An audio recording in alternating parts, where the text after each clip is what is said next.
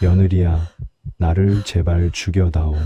3년째 식물인간으로 누워있던 시아버지 한상필이 남긴 쪽지였습니다. 의식이 없는 사람이 어떻게 글을 쓴 걸까요?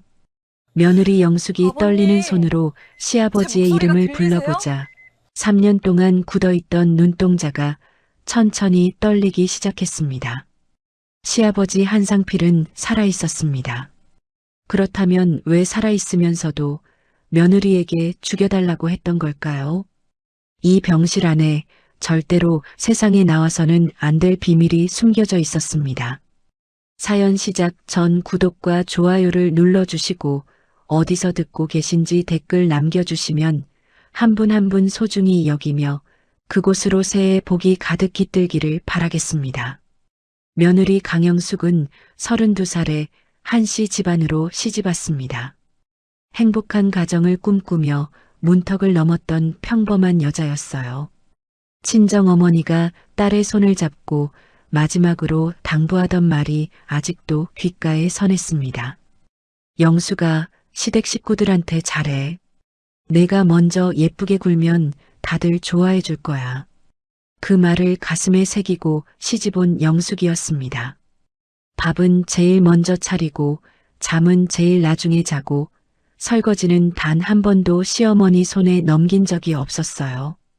제 몸 하나 부서져라 집안일을 도맡으며 100점짜리 며느리가 되려 애썼지만 아이가 생기지 않았습니다. 결혼 반년도 되기 전에 시어머니 점수는 며느리 영숙을 앉혀놓고 물었어요. 아직 소식 없어? 영숙이 아직은요라고 대답하면 혀를 차며 자리를 떴습니다. 그 혀 차는 소리가 영숙의 귀에 모처럼 박혔어요. 1년이 지나자 점순의 말이 달라졌습니다. 동네 사람들을 붙잡고 악담을 퍼붓기 시작했어요. 내 며느리는 겉만 멀쩡하고 쓸모는 하나도 없는 씨 없는 수박이라고. 그 말이 담장을 넘고 골목을 돌아 영숙의 귀에 들어오는 데는 오래 걸리지 않았습니다. 좁은 동네였고 사람들의 입은 가벼웠으며 점순의 목소리는 유독 컸으니까요. 시장에서 마주친 이웃이 어색하게 눈을 피할 때, 경로당 앞을 지나다 웃음소리가 뚝 끊길 때 영숙은 알았습니다. 또 그 말이 돌고 있다는 것을. 영숙은 그 말을 들을 때마다 손가락이 하얗게 질릴 정도로 두 손을 꽉 쥐었습니다. 그래서 혼자 병원을 찾아갔어요. 산부인과 검사에서 영숙 본인에게는 이상이 없었습니다. 의사가 남편분 검사도 해보시는 게 좋겠다고 했을 때 그 말을 남편에게 전하는데 꼬박 사흘이 걸렸습니다. 상진이 어떻게 반응할지 알고 있었기 때문이었죠. 예상대로였습니다. 내가 왜 병원을 가야 해? 문제가 있으면 내 쪽이지. 방문이 탁 닫혔어요. 영숙은 그 닫힌 문을 한참 바라보다 돌아섰습니다. 눈물조차 나오지 않았어요. 늘 폭언을 일삼는 남편이라 가슴이 느끼는 것조차 무뎌진 것인지 그저 멍하니 부엌으로 걸어갔습니다. 어느 날 점수는 영숙을 앞에 앉혀두고 단호하게 못을 박았어요. 임신이 안 되면 시험관이라도 해야지. 그냥 놀고 있으면 뭐가 생겨? 방법이 있으면 다 써봐야 할 거 아니야. 시험관 시술 비용도 며느리가 알아서 하라는 말이었습니다. 남편 상진은 그 자리에 있었지만 아무 말도 하지 않았어요. 영숙은 고개를 끄덕였습니다. 그런데 정작 주사를 맞는 일은 영숙 혼자의 몫이 되었어요. 시어머니는 해봐라 했고 남편은 알아서 해라 했습니다. 병원을 예약한 것도 주사 맞는 법을 배운 것도 매일 새벽 이 차가운 욕실 바닥에 앉는 것도 전부 영숙 혼자였어요. 이른 새벽 가족들이 모두 잠든 시간이었습니다. 영숙은 욕실 문을 살짝 잠그고 차가운 타일 바닥에 무릎을 꿇고 앉았어요. 주사기를 꺼내 알코올솜으로 복부를 닦고 살을 집어 올렸습니다. 바늘 끝이 피부에 닿는 순간 입술을 꽉 깨물었어요. 소리를 내면 안 됐습니다. 아무도 몰라야 했으니까요. 주사기를 밀어넣는 몇 초 동안 눈에서 눈물이 주르륵 흘러내렸습니다.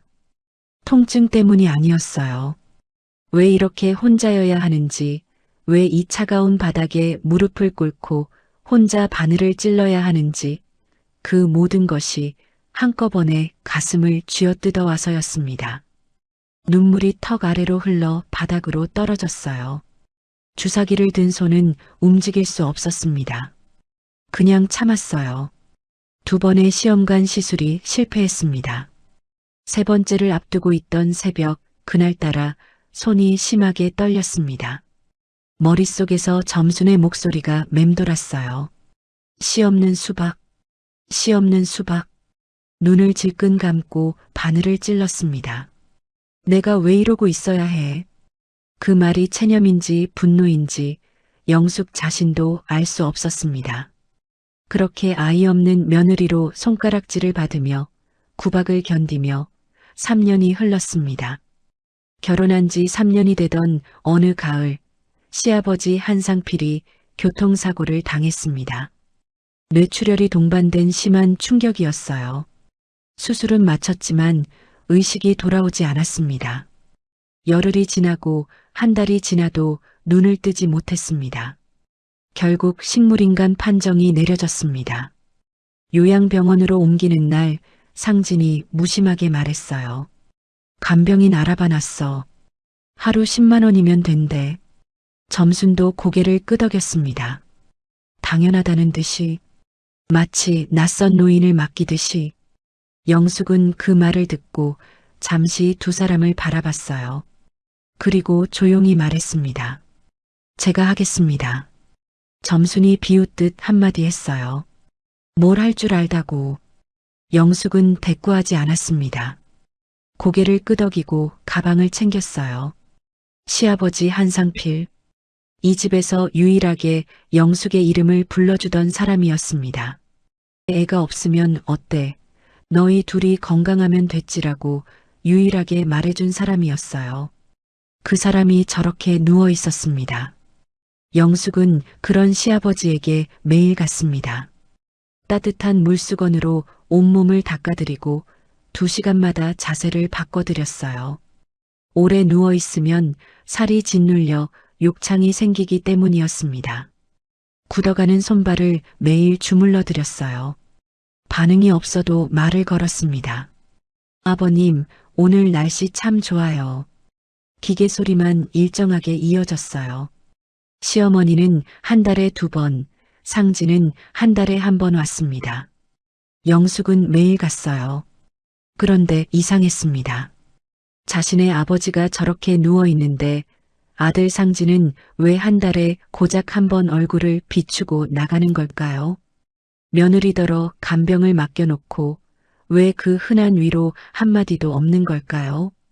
그리고 점수는 남편이 식물인간으로 누워 있는데 왜 눈물 한 방울 흘리는 것을 본 적이 없었습니다. 영숙은 그것이 그저 냉정한 성격 탓이라고 생각했어요. 그날이 오기 전까지는 가을이 깊어가던 어느 저녁이었어요. 영숙이 시아버지의 손을 잡고 오늘 있었던 일들을 나지막이 이야기하고 있었습니다.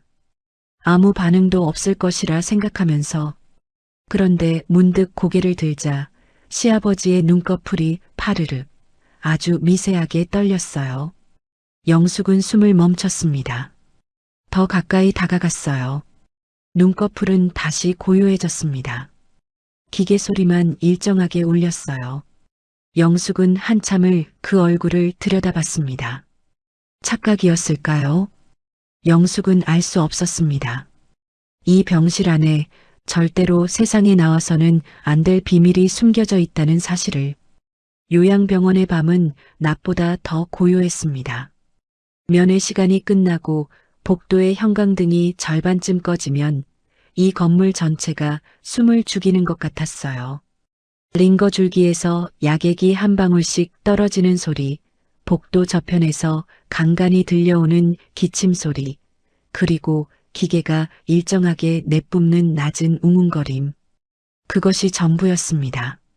영숙은 그 소리들 속에서 3년을 살았어요. 시아버지 한상필의 병실은 6층 끝 방이었습니다. 창문 너머로 가로등 불빛이 희미하게 들어왔어요. 영숙은 그 불빛 아래 앉아 시아버지의 손을 잡고 있었습니다. 낮 동안 체위를 바꾸고 몸을 닦이고 손발을 주무르고 말을 걸었어요. 그리고 밤이 되면 이렇게 곁에 앉아 하루를 마무리했습니다. 어떤 날은 피곤해서 의자에 앉은 채로 깜빡 잠이 들기도 했어요. 그러면 새벽에 목이 뻐근하게 굳은 채로 눈을 떴습니다. 누가 시킨 일이 아니었습니다. 오히려 반대였어요. 시아버지가 병원에 입원한 지 2달이 지났을 무렵 상진이 영숙을 거실로 불러앉혔습니다. 소파에 팔짱을 끼고 앉아 무심하게 말했어요. 간병인 쓰자. 전문 간병인 알아봤어.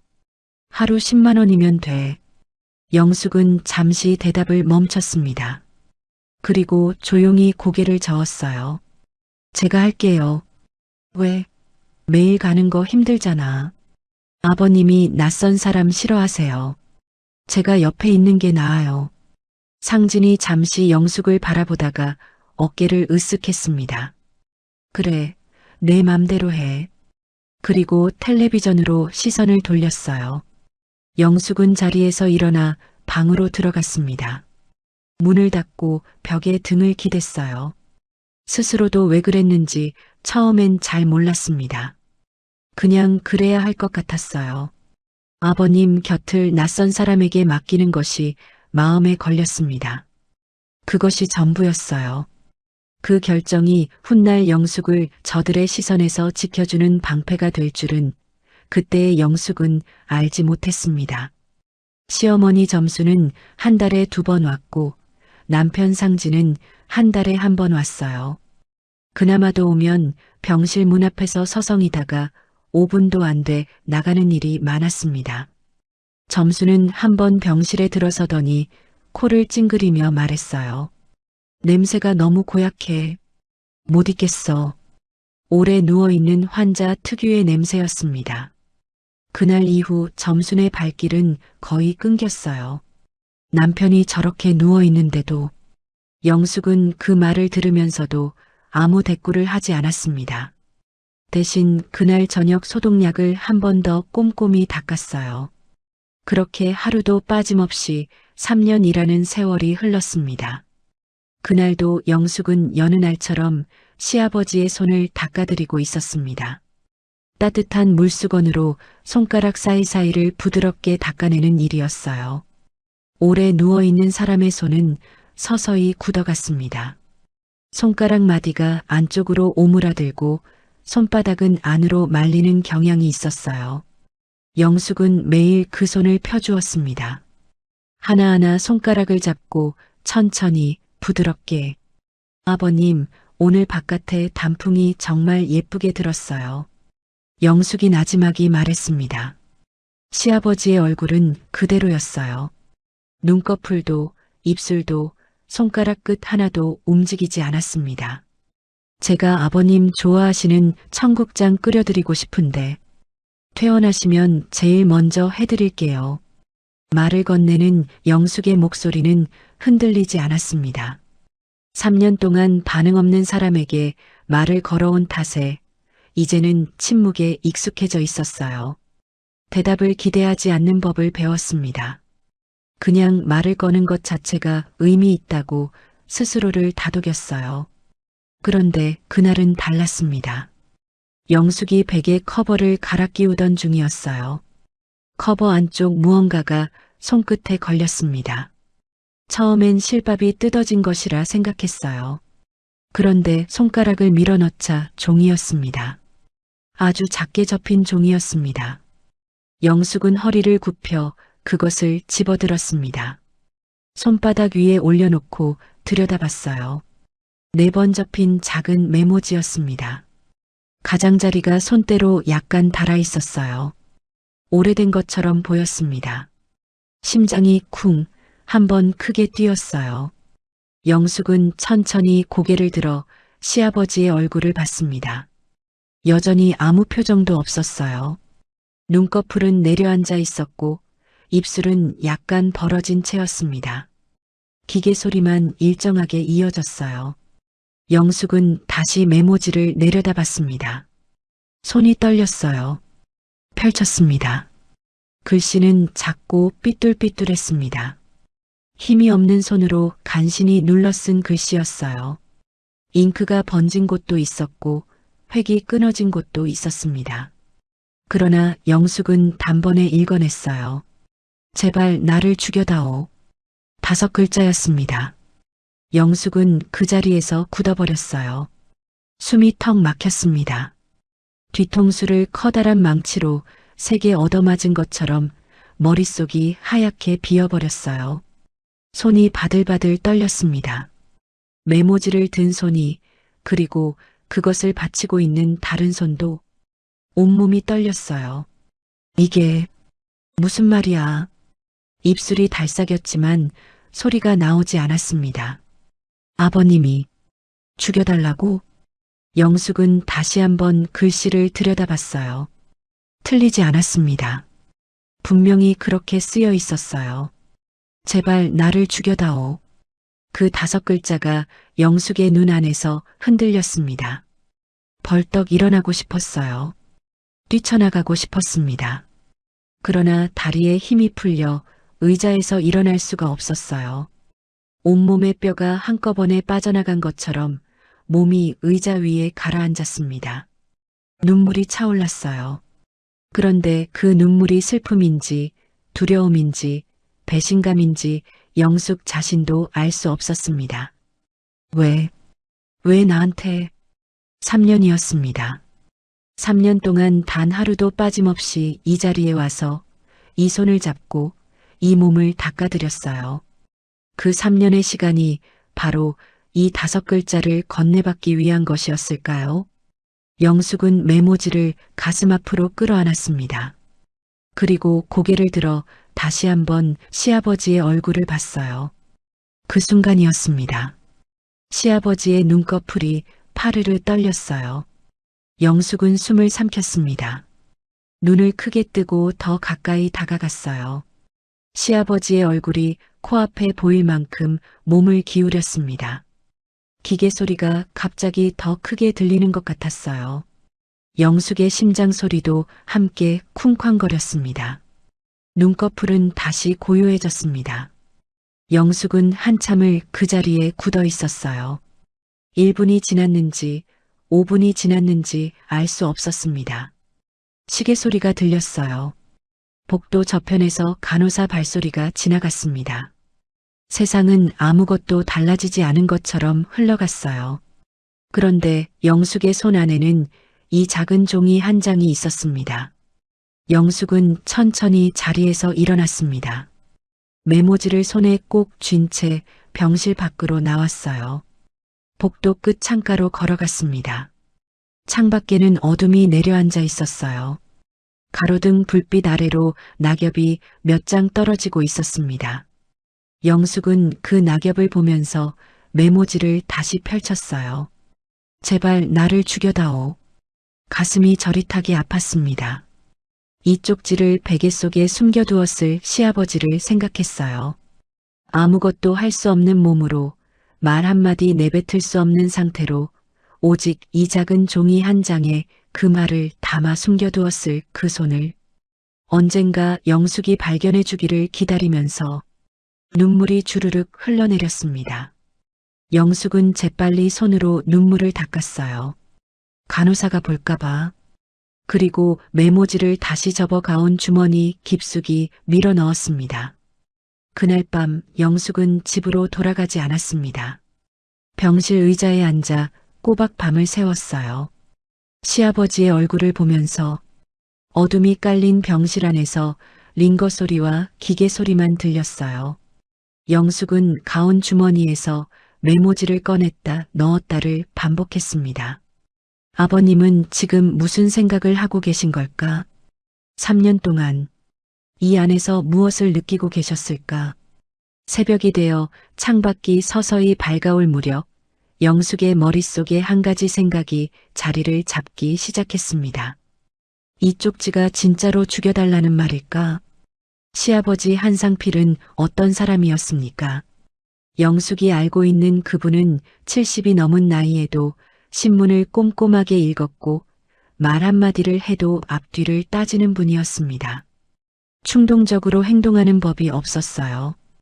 그분이 이 한마디를 쓰기까지 얼마나 많은 시간을 생각하셨을까요? 단순한 말이 아닐 수 있어. 나를 죽여다오가. 다른 뜻이라면? 나를 죽은 것처럼 만들어달라는 것이라면? 그 생각이 뇌리를 스치는 순간 손가락 끝이 저릿하게 얼어오는 것을 느꼈습니다. 영숙은 메모지를 다시 접어 가슴 안주머니에 넣었어요. 심장 바로 위였습니다. 그리고 중얼거렸습니다. 알겠어요, 아버님. 제가 알아낼게요. 영숙은 규칙을 만들었습니다. 아무도 없는 시간을 골랐어요. 이른 아침 간호사들이 교대를 마치고 복도가 잠시 한산해지는 시간, 혹은 저녁 면회 시간이 끝나고 병실불이 절반쯤 꺼진 뒤 그 틈을 이용했습니다. 병실 문을 살며시 닫고 커튼을 조금 더 당겨 외부 시선을 차단했어요. 그리고 시아버지의 얼굴 바로 앞에 앉아 낮고 조심스러운 목소리로 말을 걸기 시작했습니다. 처음엔 단순하게 시작했어요. 아버님, 제 말이 들리시면 눈꺼풀을 한번 움직여주세요. 긴 침묵이었습니다. 기계 소리만 울렸어요. 영숙은 숨을 참고 기다렸습니다. 10초, 20초, 그리고 30초가 지날 무렵이었어요. 파르르, 눈꺼풀이 떨렸습니다. 영숙의 심장이 쿵, 크게 내려앉았어요. 손이 부들부들 떨렸습니다. 그러나 소리를 내면 안 됐어요.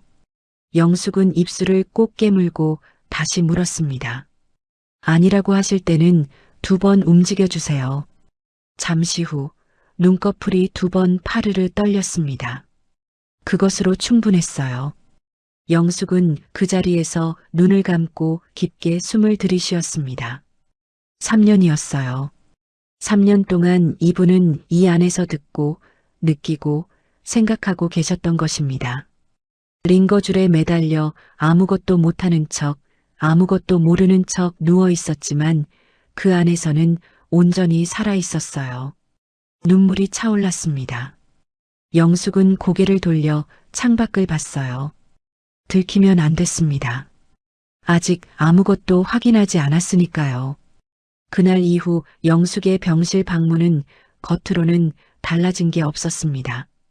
몸을 닦이고 손발을 주무르고 말을 걸었어요.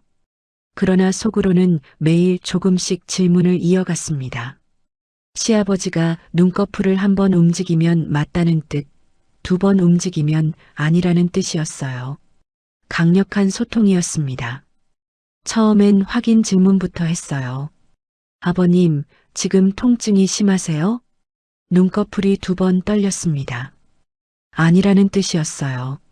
저한테 전할 말씀이 있으신 거예요? 눈꺼풀이 1번 길게 떨렸습니다. 그쪽 집 죽여달라는 뜻이 아닌 거죠? 잠시 침묵이 흘렀습니다. 그리고 눈꺼풀이 1번 떨렸어요. 맞다는 것이었습니다. 영숙의 가슴에서 무언가 단단히 조여있던 매듭이 스르르 풀리는 것 같았어요.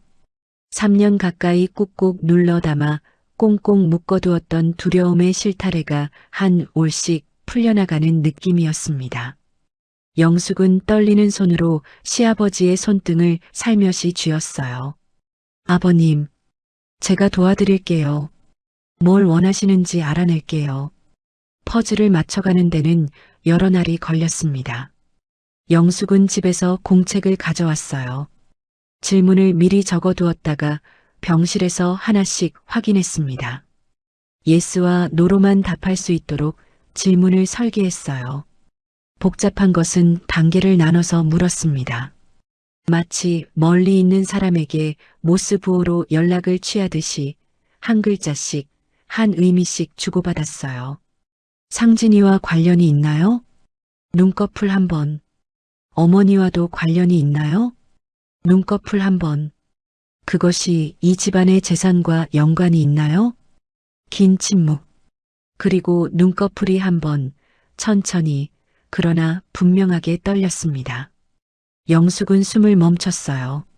심장이 쿵쾅쿵쾅 빠르게 뛰었습니다. 그 다음 질문을 하기까지 잠시 시간이 필요했어요. 손에 쥔 공책이 땀으로 축축해졌습니다.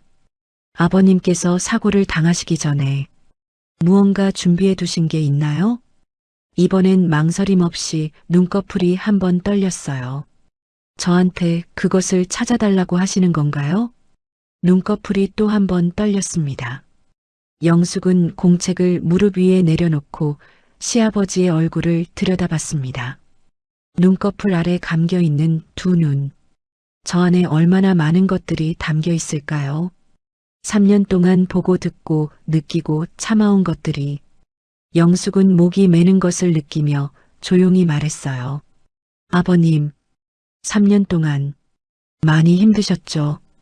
눈꺼풀이 떨렸습니다.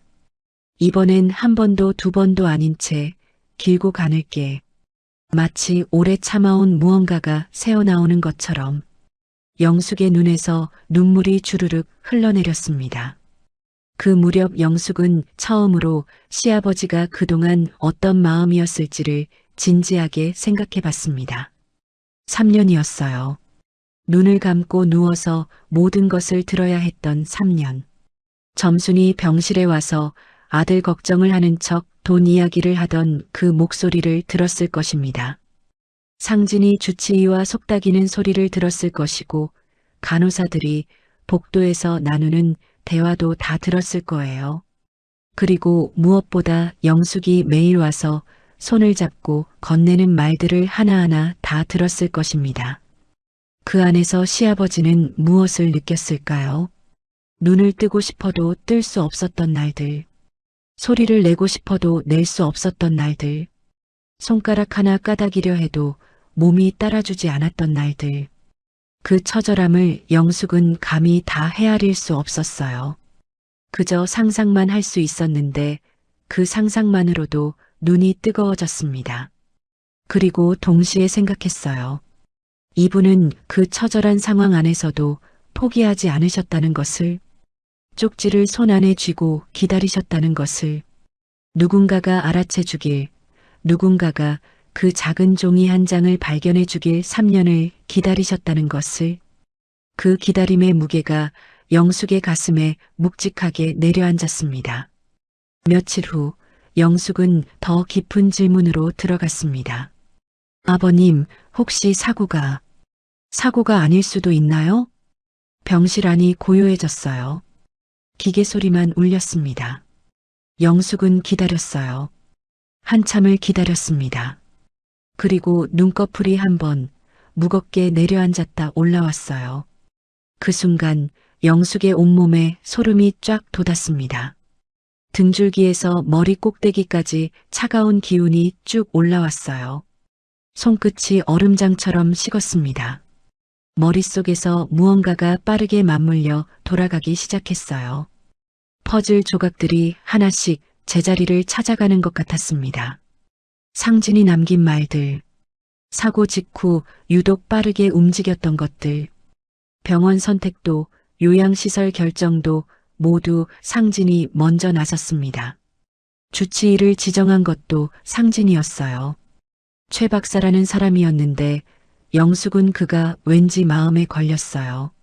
시아버지를 볼 때 그의 눈빛이 환자를 걱정하는 의사의 눈빛이 아니었습니다. 무언가를 확인하는 눈빛이었어요. 영숙은 공책에 메모를 했습니다. 손이 떨렸어요. 아버님, 최 박사를 믿으시나요? 눈꺼풀이 2번 떨렸습니다. 믿지 않는다는 것이었어요. 최 박사가 상진이와 연결되어 있나요? 눈꺼풀이 1번 떨렸습니다. 영숙은 공책을 덮었어요. 더 이상 그날은 질문을 이어갈 수가 없었습니다. 머릿속이 너무 빠르게 돌아가서 오히려 아무 생각도 정리가 되지 않았어요. 자리에서 일어나 병실 창가로 걸어갔습니다. 창밖으로 병원 주차장이 보였어요. 자동차들이 들고 나고 있었습니다. 세상은 아무것도 모르는 채 흘러가고 있었어요. 영숙은 그 풍경을 보면서 속으로 중얼거렸습니다. 아버님은 살아계신다. 그리고 무언가를 알고 계신다. 그리고 나한테 그것을 전하려 하고 계신다. 세 가지였습니다. 이 세 가지가 분명해지자 영숙의 마음속에서 오래된 무언가가 조용히 단단해지기 시작했어요. 두려움이 아니었습니다. 결심이었어요. 그 결심이 굳어지기 전날 밤 영숙은 집으로 돌아와 욕실 거울 앞에 서 있었습니다. 수도꼭지를 틀고 찬물로 세수를 했어요. 거울 속 자신의 얼굴을 들여다봤습니다. 눈밑이 퀭하게 내려앉아 있었어요. 볼이 패여 있었습니다. 결혼 초에 시어머니가 처음 봤을 때 며느리 얼굴이 복스럽다고 했던 그 얼굴과는 전혀 달랐어요. 3년이 흘렀습니다. 그 3년이 얼굴 위에 새겨져 있었어요. 눈가에 잔주름이 늘었고 인매가 굳어 있었습니다. 영숙은 그 얼굴을 한참 들여다봤어요. 그러다 속으로 생각했습니다. 이 얼굴로, 이 손으로 3년을 버텨왔어요. 그리고 이제 그 3년이 단순한 고통이 아니었다는 것을 알게 됐습니다. 시아버지는 그 3년 동안 영숙을 지켜보고 있었어요. 그리고 영숙을 선택했습니다. 이 모든 것을 맡길 사람으로. 그 사실이 영숙의 가슴 속에 조용히 내려앉았어요. 거울 속 눈빛이 달라졌습니다.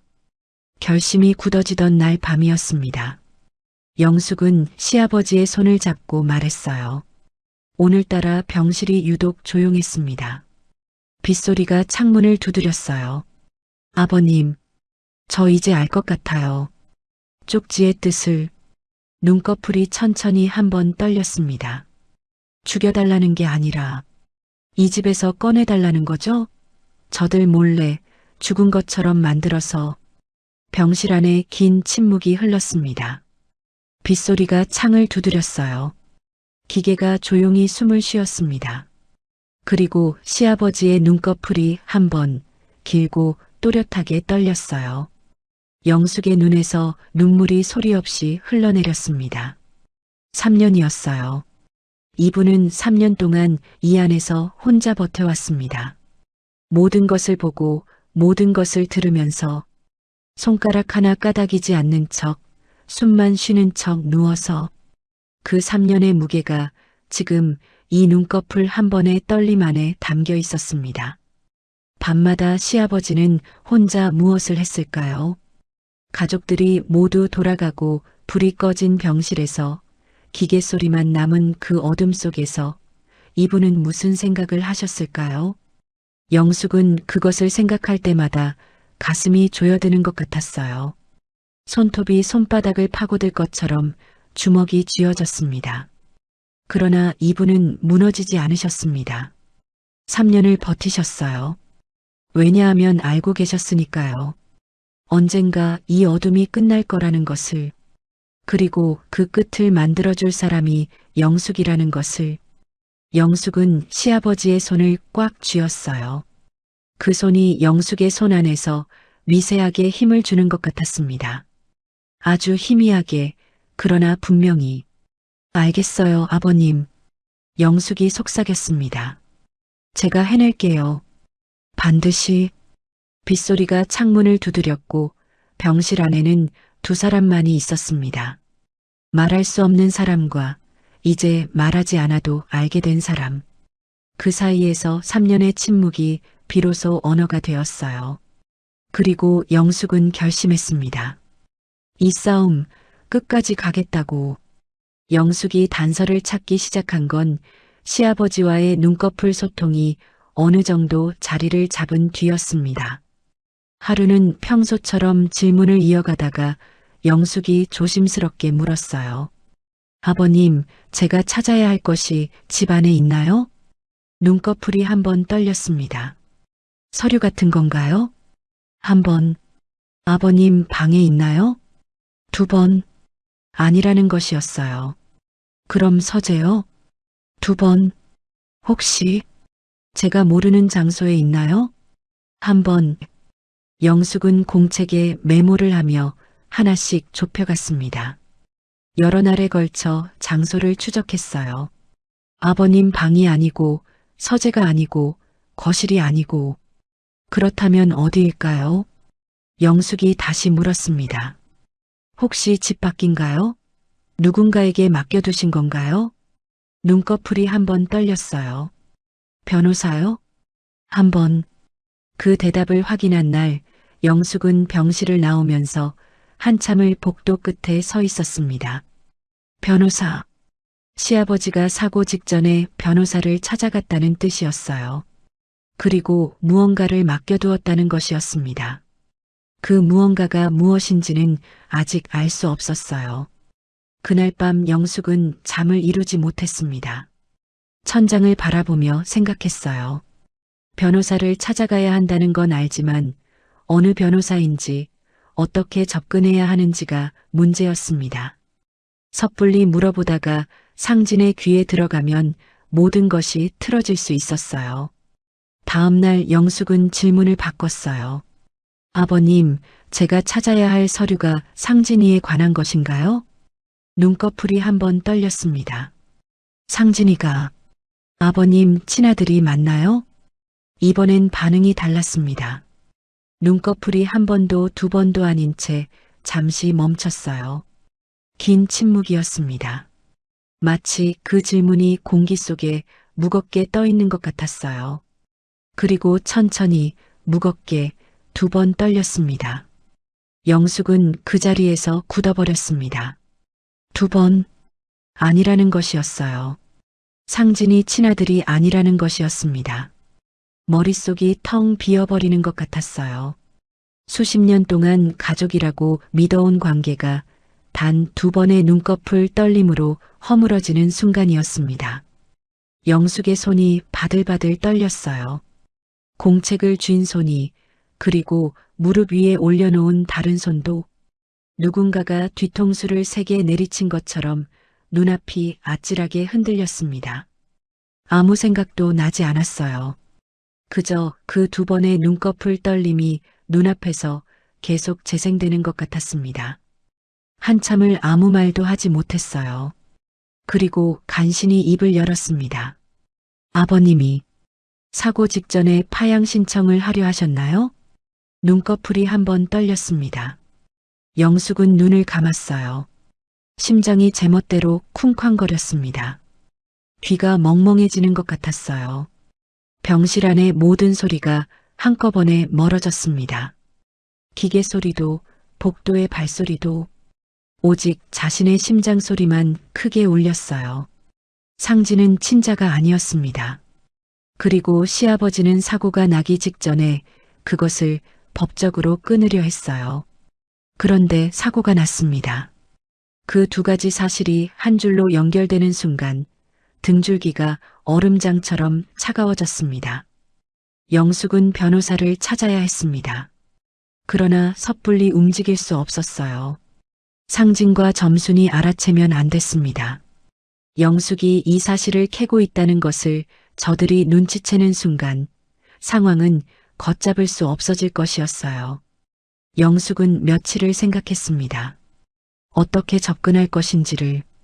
집에서도 조심했어요. 아무것도 달라진 것 없이 밥을 차리고 설거지를 하고 시어머니 약을 챙겼습니다. 상진이 저녁에 들어와도 평소처럼 대했어요. 속으로는 끊임없이 방법을 생각하면서 겉과 속이 이렇게 다를 수 있다는 것을 영숙은 이 시기에 처음 알았습니다. 결국 방법을 찾은 건 우연이었어요. 시아버지의 오래된 명함 지갑이 병실 서랍 안에 있었습니다. 영숙이 정리하다가 발견한 것이었어요. 그 안에 명함들이 여러 장 꽂혀 있었는데 그중 한 장이 눈에 들어왔습니다. 법무법인 이름이 찍힌 명함이었어요. 뒷면에 시아버지 필체로 작은 글씨가 적혀 있었습니다. 이 선생, 신탁건, 꼭 확인할 것. 영숙은 그 명함을 주머니에 넣었어요. 손이 떨렸습니다. 그리고 며칠 후 상진이 출장을 간 날을 골라 혼자 그 법무법인을 찾아갔습니다. 법무법인은 도심의 낡은 건물 5층에 있었어요. 영숙은 엘리베이터를 타고 올라가면서 손을 꼭 쥐었습니다. 손바닥에 땀이 고였어요. 엘리베이터 문이 열리고 나서도 잠시 서 있었어요. 발이 잘 떨어지지 않았습니다. 그러나 결국 걸었어요. 한 걸음씩. 사무실 문을 밀고 들어서자 직원이 고개를 들었습니다. 어떻게 오셨어요? 한상필 선생님 가족입니다. 이 변호사님을 뵙고 싶어서요. 직원이 잠시 영숙을 살펴보더니 안으로 들어갔어요. 잠시 후 50대 중반의 남자가 나왔습니다. 안경을 쓴 차분해 보이는 사람이었어요.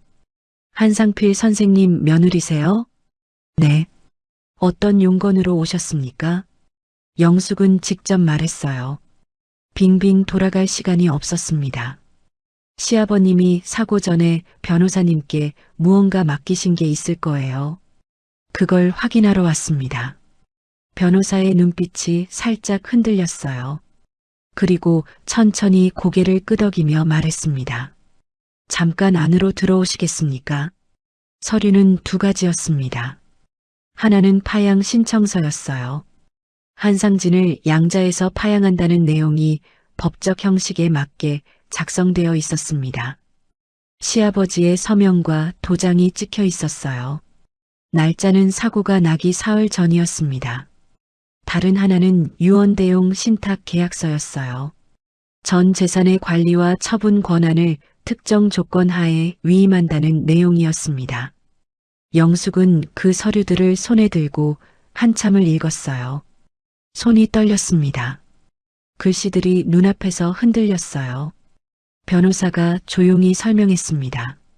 한상필 선생님께서 사고 사흘 전에 직접 오셔서 공증을 마치셨습니다.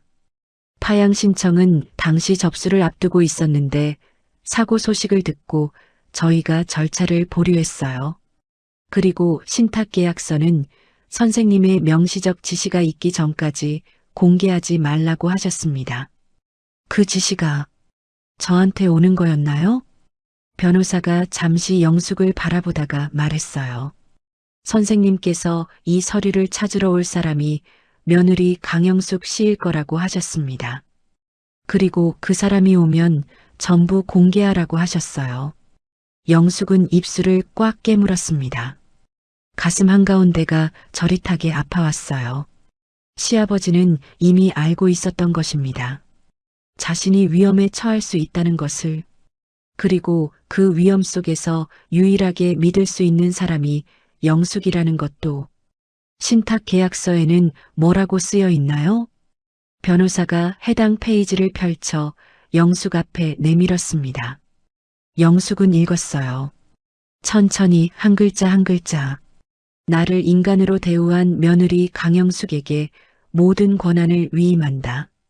눈물이 주르륵 흘러내렸습니다. 소리도 없이 멈추려 해도 멈춰지지 않았어요. 영숙은 서류를 손에 쥔 채 고개를 숙였습니다. 눈물이 종이 위로 뚝뚝 떨어졌어요. 변호사가 잠자코 기다렸습니다. 티슈를 내밀었어요. 영숙은 받아 눈물을 닦고 고개를 들었습니다. 3년이었습니다. 대소변을 받아내고 욕창을 닦아내고 굳어가는 손발을 매일 주물렀어요. 아무도 알아주지 않았고 아무도 고맙다 하지 않았던 그 3년을 시어머니는 씨 없는 수박이라 불렀고 남편은 병실에 한 달에 한 번 오는 게 전부였습니다. 그런데 정작 아무 말도 못하고 누워만 계신 분이 그 모든 것을 다 보고 계셨던 것이에요. 그리고 그분이 택한 사람이 영숙이었습니다. 영숙은 목소리가 떨리는 것을 느끼며 말했어요. 이 서류들을 제가 가져가도 되나요? 공증 사본을 드릴 수 있습니다. 원본은 저희가 보관하겠습니다. 그렇게 해주세요. 영숙은 사본을 받아 가방 안에 깊숙이 넣었습니다. 그리고 자리에서 일어나 변호사에게 고개를 숙였어요. 변호사도 일어나 인사를 했습니다. 아무 말이 없었어요. 그러나 그 침묵 안에 많은 것이 담겨 있었습니다. 밖으로 나오자 늦가을 바람이 불었습니다. 차가웠어요. 영숙은 외투 자락을 여미며 잠시 그 자리에 서 있었습니다. 손 안에 가방이 묵직하게 느껴졌어요. 그 안에 담긴 종이 몇 장이 이 집안 전체를 뒤흔들 무게를 지니고 있었습니다. 하늘을 올려다봤어요. 구름이 빠르게 흘러갔습니다. 차가운 바람이 불어왔어요. 영숙은 그 바람을 얼굴로 받으며 눈을 감았다가 떴습니다. 마디가 굵어지고 소독제에 절어 갈라진 손으로 가방 끈을 꽉 쥐었어요. 그 손이 이제 다른 것을 쥐게 됐습니다. 증거를, 진실을, 그리고 앞으로 나아갈 힘을. 영숙은 걸음을 내딛었어요. 이제 시작이었습니다. 최 박사를 처음 의심하기 시작한 건 어느 평범한 오전이었습니다.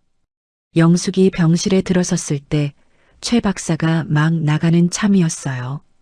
두 사람이 복도에서 스쳤습니다. 최 박사가 영숙에게 고개를 끄덕이며 말했어요. 요즘 환자분 상태가 좀 나빠지고 있어요. 마음의 준비를 하시는 게 좋겠습니다.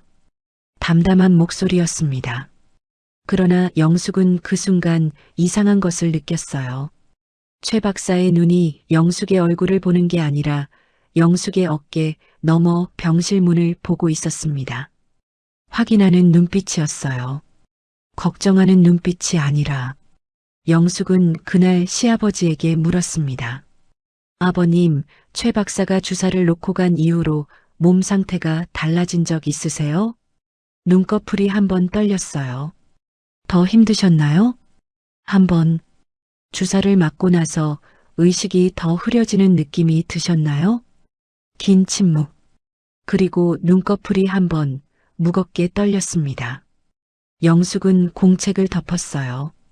손이 차가워졌습니다. 최 박사가 처음부터 회복을 방해해왔다면, 그리고 그게 상진의 짓이라면, 그 말이 머릿속에서 끔찍하게 맞물렸어요. 심장이 쿵쾅거렸습니다. 영숙은 행동하기로 했습니다. 먼저 최 박사의 주사 투약 시간을 파악했어요. 간호사실 게시판에 붙어 있는 회진 일정을 자연스럽게 확인했습니다. 최 박사는 매주 화요일과 금요일 오전 10시에 투약을 했어요. 영숙은 그 시간을 기억해 두었습니다. 다음으로 주사약의 종류를 확인했어요. 간호사에게 자연스럽게 물었습니다. 아버님한테 어떤 약을 쓰고 있나요? 가족으로서 알고 싶어서요. 간호사가 차트를 확인하며 설명했어요. 영양공급제와 기초약물들. 그런데 최 박사가 직접 가져와서 투약하는 약이 하나 있었습니다. 차트에는 특수 영양제라고만 적혀 있었어요. 다른 환자들에게는 쓰지 않는 약이었습니다. 영숙은 가슴이 서늘해지는 것을 느꼈어요. 다음 주 화요일이었습니다. 영숙은 최 박사가 오기 1시간 전에 병실에 도착했어요. 주사 거치대 옆에 있는 약품 보관함을 열었습니다.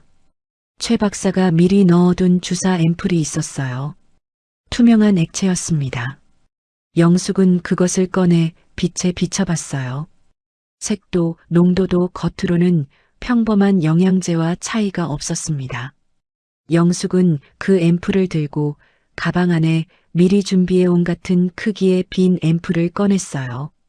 그리고 생리식염수가 담긴 앰플과 바꿔치기 했습니다. 원래 것은 작은 지퍼백의 밀봉해서 가방 깊숙이 넣었어요. 손이 떨렸지만 멈추지 않았습니다. 이것을 약국에 아는 사람이 없었더라면 엄두도 못 냈을 일이었어요. 대학 동기가 약사로 일하고 있었습니다. 성분 분석을 부탁할 수 있었어요. 최 박사는 예정대로 10시에 왔습니다. 보관함에서 앰플을 꺼내 주사기에 담았어요. 시아버지의 링거줄에 연결했습니다. 영숙은 그 옆에서 아무것도 모르는 척 손을 주무르는 척 앉아 있었어요. 심장이 쿵쾅거렸습니다. 귀가 먹먹해질 정도였어요.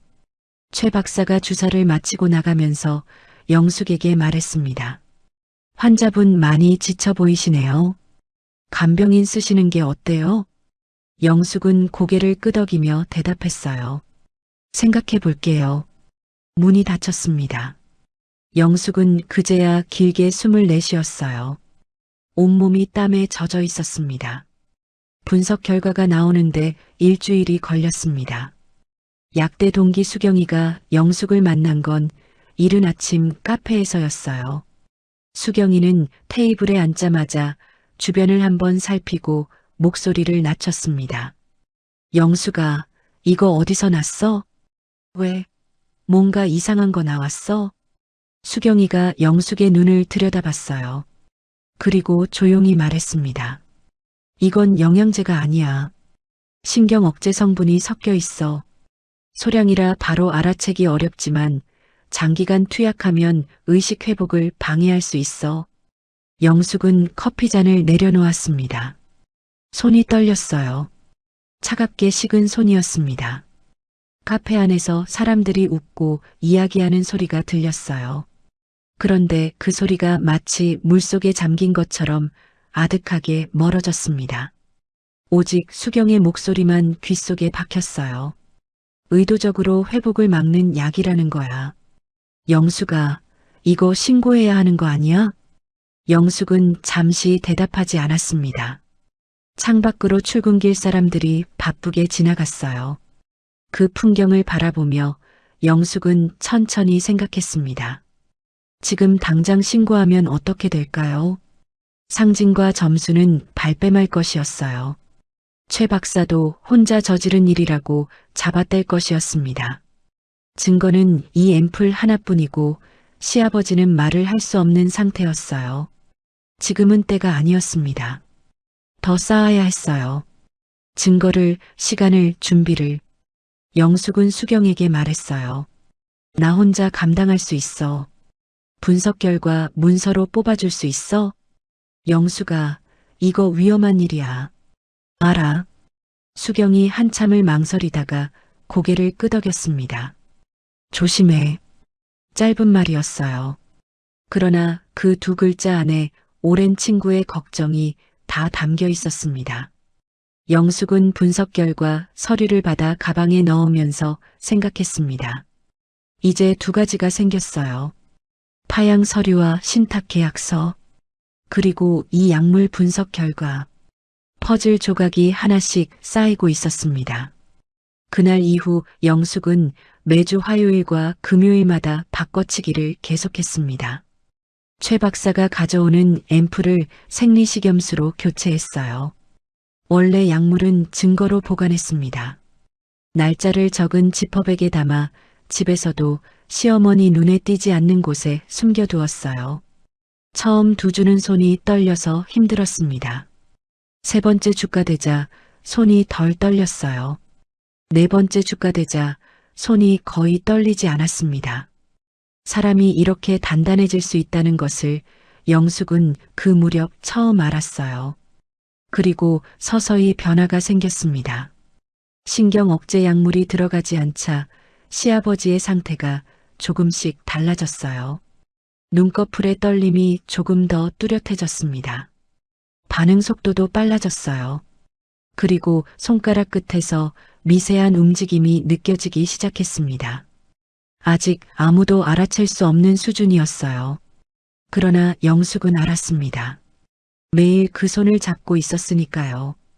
마디가 굵어지고 굳은 살이 박인 평생 고생이 덕지덕지 붙은 시아버지의 거친 손이 이제는 아주 희미하게 영숙의 손을 눌러오고 있었습니다. 영숙은 그것을 느낄 때마다 이를 악물었어요. 눈물이 차올랐지만 삼켰습니다.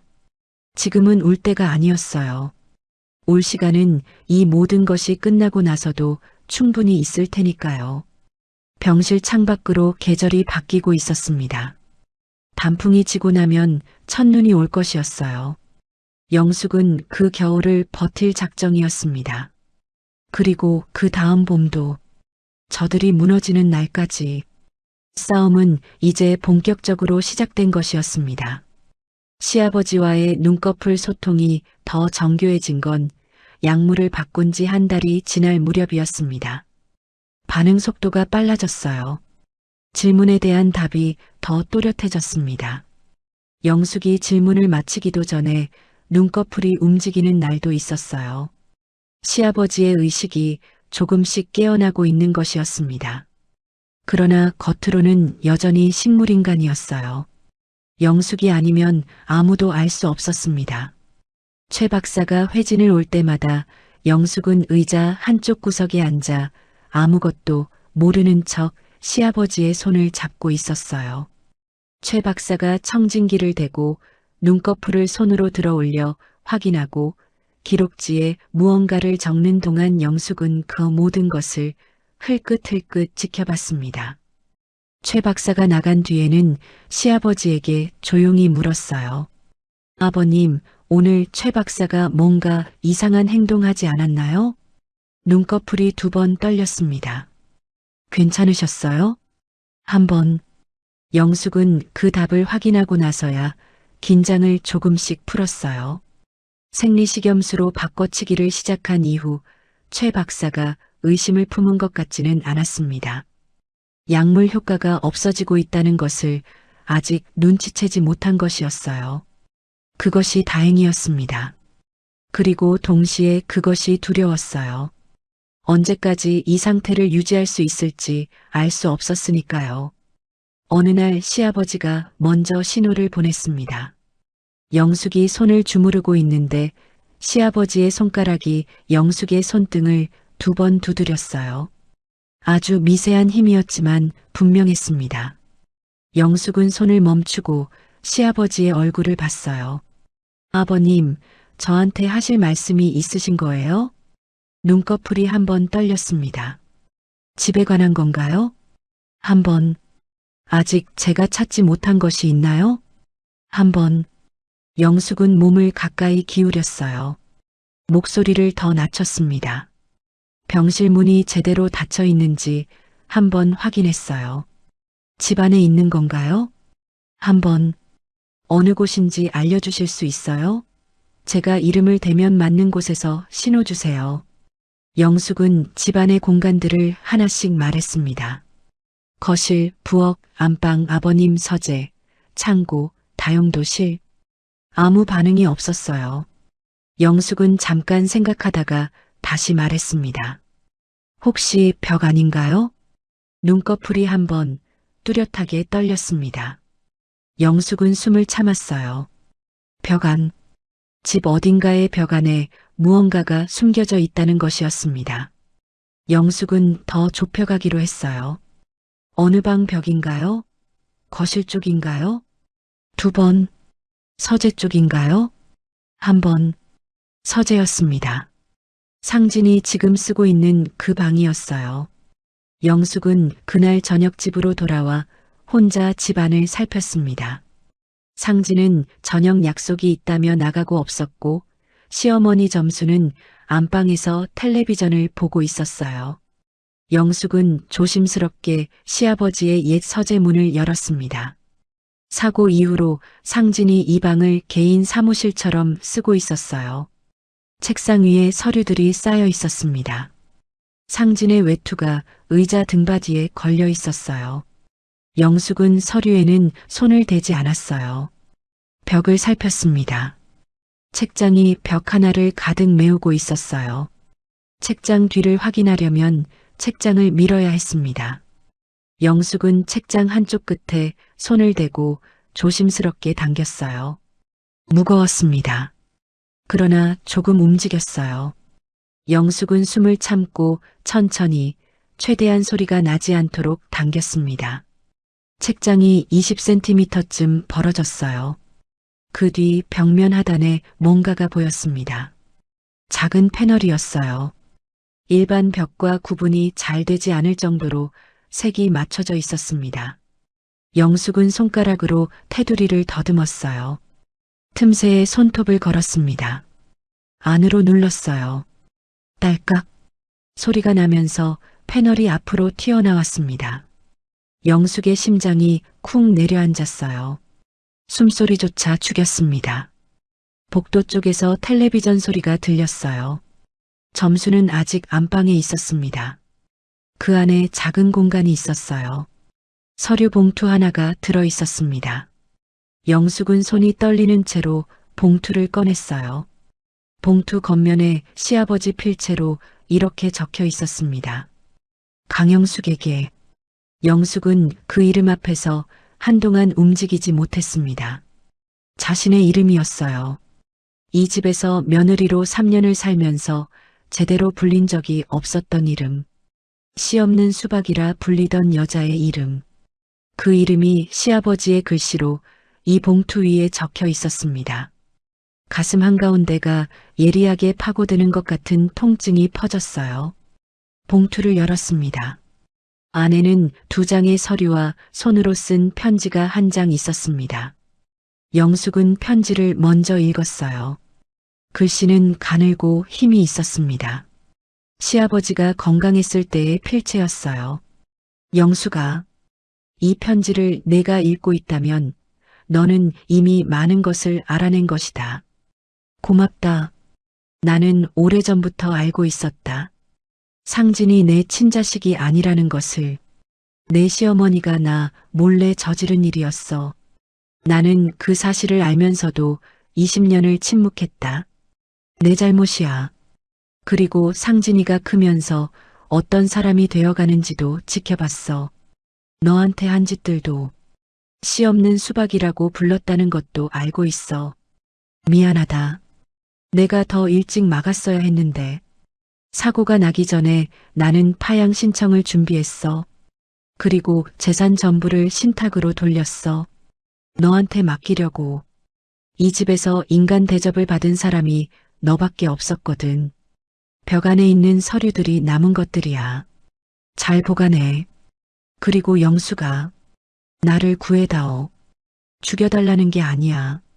살려달라는 거야. 아버지가. 영숙의 눈에서 눈물이 쏟아졌습니다. 소리가 나올 것 같았어요. 영숙은 얼른 입을 손으로 막았습니다. 어깨가 덜덜 떨렸어요. 눈물이 편지 위로 뚝뚝 떨어졌습니다. 번지지 않도록 고개를 들었어요. 천장을 봤습니다. 눈물이 볼을 타고 흘러 턱 아래로 떨어졌어요.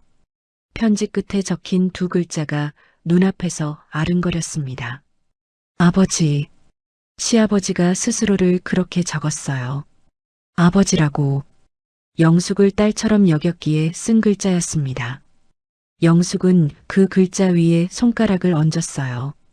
잉크가 마른 그 자리에서 온기가 느껴지는 것 같았습니다. 3년이었습니다.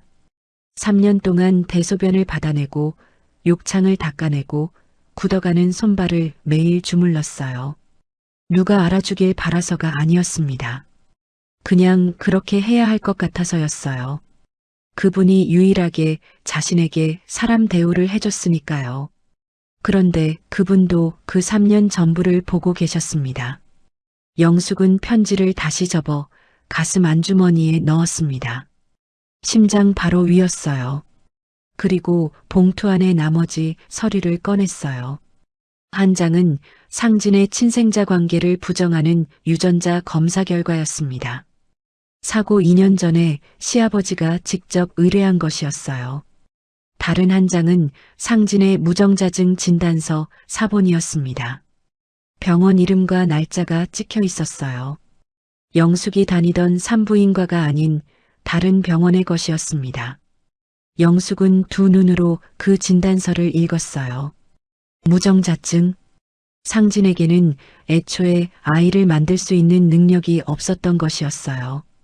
영숙이 3년 동안 혼자 새벽마다 배에 주사를 찌르며 버텼던 그 모든 시간, 그 욕실 바닥에 차가운 타일, 그 손바닥 위에 눈물, 처음부터 불가능한 일에 혼자 매달렸던 것이었습니다. 상진은 알고 있었어요. 그런데도 영숙에게 불임의 원인을 뒤집어 씌웠습니다. 시어머니가 씨 없는 수박이라고 부르는 동안 아무 말도 하지 않았어요. 가슴 한가운데가 예리하게 파고들어 오는 것 같은 통증이 퍼졌습니다. 분노인지 허탈함인지 슬픔인지 구분이 되지 않았어요. 그 모든 것이 한꺼번에 밀려와 가슴을 쥐어뜯었습니다. 그러나 영숙은 울지 않았어요. 대신 이를 악물었습니다. 서류들을 봉투에 다시 넣고 책장을 원위치로 밀어붙였어요. 방을 나오면서 불을 껐습니다. 복도에서 잠시 벽에 등을 기댔어요. 눈을 감았습니다. 긴 숨을 내쉬었어요. 이제 가진 것들이 있었습니다. 파양 서류, 신탁 계약서, 약물 분석 결과, 유전자 검사, 무정자증 진단서, 그리고 편지, 퍼즐이 거의 다 맞춰졌습니다. 이제 남은 것은 이것들을 어떻게 쓸 것인가였어요. 아직 한 가지가 빠져 있었습니다. 저들이 실제로 움직이는 순간을 직접 포착하는 것, 증거를 쌓는 것, 서류만으로는 부족했어요. 저들의 목소리가, 저들의 행동이 담긴 증거가 필요했습니다. 영숙은 눈을 뜨고 복도를 걸었습니다. 발소리를 죽이며 부엌으로 가서 저녁 준비를 시작했어요. 양파를 썰었습니다. 눈이 매워 눈물이 났어요. 영숙은 그냥 두었습니다. 양파 때문이라고 스스로에게 말하면서 말이죠. 아무도 모를 것입니다. 이 여자가 지금 무엇을 쥐고 있는지를, 이 여자가 지금 어디까지 와 있는지를 아직은 몰라도 됩니다. 때가 오면 알게 될 테니까요. 상진에게 빚이 있다는 것을 영숙이 알게 된 건 우연이었습니다. 늦은 밤 상진이 전화를 받으며 서재에 들어갔어요. 문을 닫았지만 완전히 닫히지 않았습니다. 영숙은 부엌에서 설거지를 하다가 상진의 목소리를 들었어요. 수도꼭지를 살짝 잠갔습니다. 소리가 더 잘 들리도록 조금만 더 기다려. 곧 정리돼. 그쪽도 알잖아. 아버지가 저렇게 누워있으면 재산 처리가 안 된다고. 잠시 침묵이 있었어요. 그래, 그게 빨리 되면 다 해결돼. 염려 마. 전화가 끊겼습니다. 영숙은 수도꼭지를 다시 틀고 설거지를 계속했어요. 아무것도 듣지 못한 척. 그러나 손 안의 그릇이 미끄러질 뻔했습니다. 꽉 쥐었어요. 재산 처리가 안 된다. 그 말이 귓속에서 맴돌았습니다. 상진에게 빚이 있었어요. 그것도 적지 않은 빚이었습니다. 그리고 그 빚을 해결하는 방법이 시아버지의 죽음과 연결되어 있었어요. 영숙은 그날 밤 잠을 이루지 못했습니다. 그로부터 며칠 후 상진이 최 박사를 집으로 불렀습니다. 저녁이었어요. 영숙은 주방에서 차를 끓이고 있었습니다. 상진과 최 박사가 서재에서 이야기를 나눴어요. 문이 닫혀 있었지만 영숙은 그날 미리 준비해 둔 것이 있었습니다. 작은 녹음기였어요. 며칠 전 상진의 서재 책장 뒤 틈에 넣어두었던 것이었습니다. 벽 안에 패널을 발견할 때 책장 뒤 공간의 구조를 파악해 두었어요. 그 지식이 이렇게 쓸모가 생겼습니다. 영숙은 차를 끓이면서 두 사람이 대화하는 동안 서재 문 앞을 자연스럽게 지나가는 척했어요. 차 쟁반을 들고 드실 건 없으세요? 한마디 물었습니다. 상진이 손을 저으며 됐다고 했어요. 영숙은 고개를 끄덕이고 물러났습니다. 대화 내용은 다음 날 새벽에 확인했어요. 혼자 욕실에 들어가 이어폰을 꽂고 재생했습니다. 새벽 3시였어요. 집안이 고요한 시간이었습니다. 상진의 목소리가 들렸어요. 선생님, 더 이상 이렇게는 안 됩니다. 아버지가 저 상태로 계시면 재산 상속도 안 되고 저도 경제적으로 한계예요. 최 박사의 목소리가 나왔습니다. 무슨 말씀을 하시는 건지 아시잖아요. 선생님, 이미 도와주고 계시잖아요. 좀 더 빠르게 마무리해 주시면 됩니다. 긴 침묵이었어요. 그건 제가 결정할 수 있는 일이 아닙니다. 돈은 더 드릴게요. 지금보다 2배. 또 침묵이 흘렀어요. 자연스럽게 처리될 수 있어요. 약물 용량만 조정하면. 영숙은 이어폰을 귀에서 빼야 했습니다. 손이 너무 심하게 떨려서 이어폰 줄을 잡고 있을 수가 없었어요. 욕실 바닥에 주저앉았습니다. 무릎이 꺾였어요. 등이 세면대에 부딪혔지만 느끼지 못했습니다. 욕실 환풍기가 웅웅 돌아가는 소리가 귀를 가득 채웠어요. 약물 용량만 조정하면. 그것이 무슨 뜻인지 영숙은 알았어요. 시아버지를 약으로 서서히 죽이겠다는 것이었습니다. 이미 시작하고 있었어요. 영숙이 바꿔치기를 하지 않았다면 어떻게 됐을지 생각하자 전신에 소름이 돋았습니다. 등줄기를 따라 차가운 것이 흘러내렸어요. 영숙은 그 자리에서 한참을 앉아 있었습니다. 욕실 천장을 봤어요. 환풍기가 돌아가고 있었습니다. 귀가 먹먹했어요. 수백 가지 생각이 한꺼번에 쏟아지는 것 같았지만 실제로는 아무 생각도 정리가 되지 않았습니다. 그냥 멍했어요. 그러다 서서히 한 가지 생각이 뚜렷해지기 시작했습니다. 지금 이 녹음이 증거다. 그러나 이 하나만으로는 부족해. 법적으로 사용할 수 있는지도 불분명했습니다. 더 확실한 것이 필요했어요. 영상, 음성만이 아니라 화면이 담긴 증거가 있어야 했습니다. 저들이 실제로 움직이는 현장을 담아야 했어요. 영숙은 결심했어요. 덫을 놓겠다고. 저들이 스스로 함정으로 걸어 들어오게 만들겠다고. 그 주 금요일이었습니다. 영숙은 병실에 평소보다 일찍 도착했어요. 병실 한쪽 구석에 설치된 가족용 물품 보관함이 있었습니다. 영숙은 그 안쪽에 작고 얇은 카메라를 테이프로 붙였어요. 렌즈가 병실 전체를 향하도록 각도를 잡았습니다. 배터리는 12시간 분량이었어요. 카메라는 인터넷 쇼핑몰에서 미리 사두었습니다. 반려동물 몰래 카메라로 팔리는 것이었어요. 손바닥만 한 크기였습니다.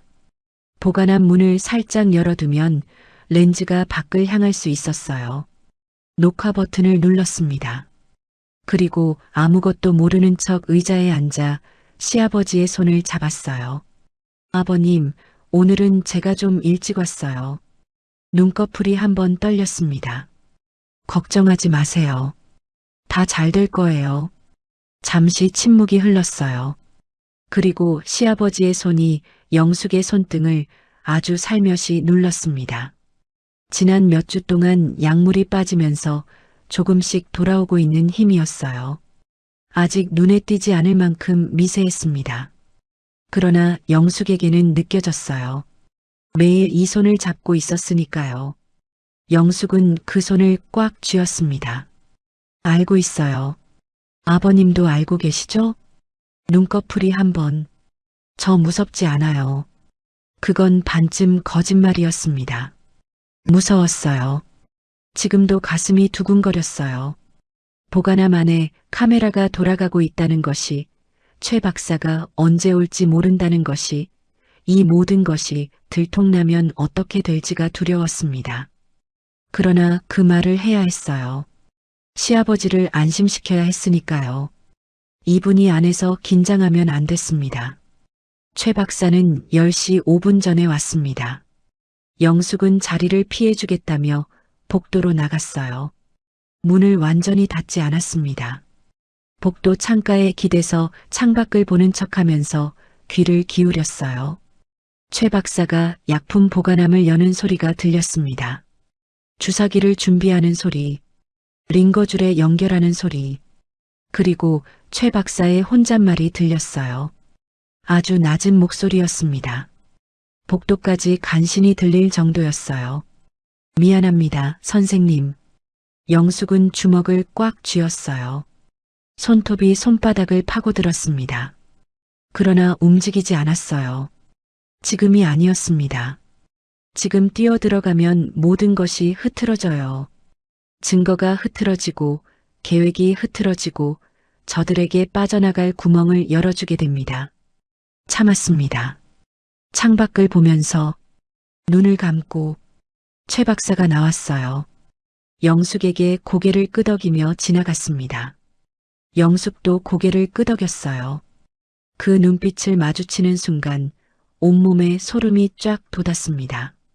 지금 이 사람이 무슨 짓을 하고 갔는지 알면서 그 눈을 마주쳐야 했어요. 그러나 표정 하나 바꾸지 않았습니다. 최 박사가 복도 저편으로 사라지고 나서야 영숙은 병실로 들어갔습니다. 링거줄을 확인했어요. 이번엔 바꾸지 않았습니다. 카메라가 돌아가는 동안은 바꾸면 안 됐어요. 대신 카메라가 제대로 작동하고 있는지 보관함 틈으로 확인했습니다. 빨간 불이 켜져 있었어요. 모두 담겼습니다. 그날 저녁 영숙은 혼자 영상을 확인했어요.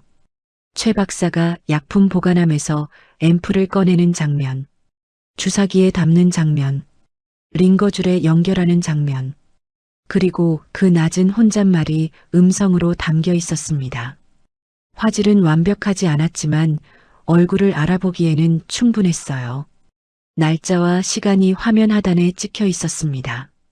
영숙은 영상 파일을 세 군데에 백업했어요. 스마트폰, 외장하드, 그리고 클라우드 저장소, 녹음 파일도 함께, 그리고 수경에게 전화를 걸었습니다. 수경아, 내가 파일 하나 보낼 건데 안전하게 보관해 줄 수 있어? 무슨 일이야? 나중에 설명할게. 지금은 그냥 받아만 줘. 잠시 침묵이 흘렀어요. 알겠어. 보내. 영숙은 파일을 전송하고 전화를 끊었습니다. 그리고 의자에 등을 기댔어요. 천장을 올려다봤습니다. 이제 모든 조각이 갖춰졌어요. 파양 서류, 신탁 계약서, 유전자 검사, 무정자증 진단서, 약물 분석 결과, 녹음, 영상, 7가지의 증거물이었습니다. 이것이면 충분했습니다. 남은 것은 이것들을 꺼낼 시간과 장소를 정하는 일이었어요. 그리고 그보다 먼저 시아버지를 저들의 손이 닿지 않는 곳으로 안전하게 옮기는 일이었습니다. 영숙은 눈을 감았어요. 손이 더 이상 떨리지 않았습니다. 오히려 차분해졌어요. 싸움이 오래된 사람의 손처럼 굳고 단단해졌습니다. 세월의 무게가 고스란히 내려앉은 손이었어요. 그러나 그 손이 이제 칼자루를 쥐고 있었습니다. 마지막 한 걸음만 남았습니다.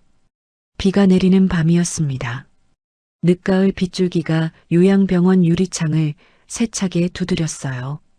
복도의 형광등이 빗소리와 함께 약하게 흔들리는 것 같았습니다.